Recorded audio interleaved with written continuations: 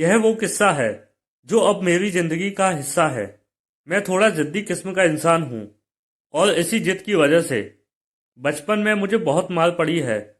लगभग मुझसे घर के सारे लोग परेशान रहते थे। माँ तो इस जिद की वजह से हर दूसरे दिन झाड़ू से मारती या फिर बात करना बंद कर देती थी। इसलिए मैं थोड़ा चिड़ा चिड़ा सा रहता था। लेकिन इन सब रंजिशों के बीच एक शख्स चुपचाप मेरे साथ खड़ा रहता था। वह थे मेरे पापा। हाथ उठाना तो दूर की बात है, मुझे तो यह भी याद नहीं कि आखिरी बार उन्होंने मुझसे ऊंची आवाज में बात कब की थी। हूबहू उनकी तरह दिखता हूं मैं, क्योंकि पापा हमेशा कहते हैं कि जितना मैं उनसे सीखता हूँ उतना वह भी मुझसे सीखते हैं। बाप बेटे के रिश्ते से पहले हमारे बीच दोस्ती का रिश्ता है। जैसे दोस्त एक दूसरे के बिना कुछ कहे आंखों ही आंखों में एक दूसरे का हाल समझ लेते हैं, बिल्कुल वैसा ही हमारा रिश्ता भी है। पापा मुझसे कभी किसी के लिए मना नहीं करते। जब मैं उनसे कहीं जाने को कहता या फिर कुछ करने को पूछता हूँ तो वह सिर्फ एक बात बोलते हैं कि बेटा, अगर तुम्हें यह गलत नहीं लग रहा तो करो। यह शब्द सुनने के बाद मुझे ना जाने कैसे खुद ब खुद सही और गलत का अंतर समझ आ जाता है। यह बात उस समय की है जब मैं क्लास फिफ्थ में पढ़ता था। ठीक एक तारीख को पापा की तनख्वाह आती और महीने के पहले रविवार की शाम पापा और मैं महीने भर का राशन लेने के लिए एक साथ जाते थे। मुझे आज भी याद है, एक पुरानी सी साइकिल के हैंडल पर दो थैले बांधकर महीने भर की खुशियां लेकर आते थे।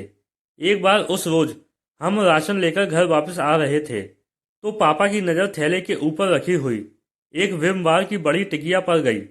पापा ने मुझे रुकने के लिए कहा और हिसाब वाला पर्चा मांगा। उन्होंने कुछ देर हिसाब वाले पर्चे में जांच पड़ताल की और बोले, यार, इसने तो छोटी टिकिया के दाम जोड़कर बड़ी टिकिया दे दी। चलो कोई बात नहीं, तुम यहाँ कुछ देर इंतजार करो, मैं इसे अभी बदलवा कर वापस आता हूँ। इतने पर मैं फट से बोल पड़ा, पापा, यह क्या कर रहे हो? अब रहने भी दो, आप कहाँ इतनी दूर फिर से वापस जाओगे? तो पापा एक पल को रुके, जरा सा मुस्कुराए और उस टिकिया को हाथ में लेकर बोले, बेटा, यह मुझे गलत लग रहा है तो मैं ये नहीं करूँगा। पापा वापस दुकानदार के पास चले गए। मैं कुछ देर वहाँ उनका इंतजार करता रहा। कुछ 5-10 मिनट बाद वह बड़ी टिकिया को बदलवा कर एक छोटी सी टिकिया लेकर वापस आए और हम घर की ओर चलने लगे। रास्ते में पापा ने एक हाथ से साइकिल को संभाला और दूसरा हाथ मेरे कंधे पर रखते हुए बोले, बेटा, ईमानदारी किसी और से नहीं की जाती, ईमानदारी खुद से होती है। ईमानदारी हर उस चीज़ में होनी चाहिए जिसे तुम दिल से करते हो। तब जाकर यह समझ में आया कि ईमानदारी सिर्फ पैसों की मोहताज नहीं होती। उस दिन से बस्ता उठाए हर दिन इस उम्मीद में घर से निकलता हूँ कि अगर किसी दिन जिद छोड़ देता हूँ या जिंदगी में किसी मोड़ पर पहुंचकर थक हार कर बैठ जाता हूँ तो इस बात की राहत हमेशा रहेगी कि बड़ी ईमानदारी से सपने देखे थे और इतनी ईमानदारी से उन्हें पूरा करने की कोशिश भी की थी।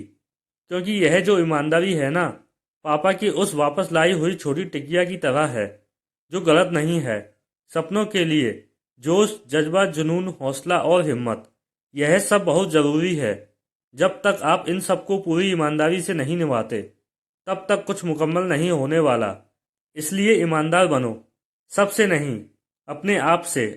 बस इतनी सी थी ये कहानी।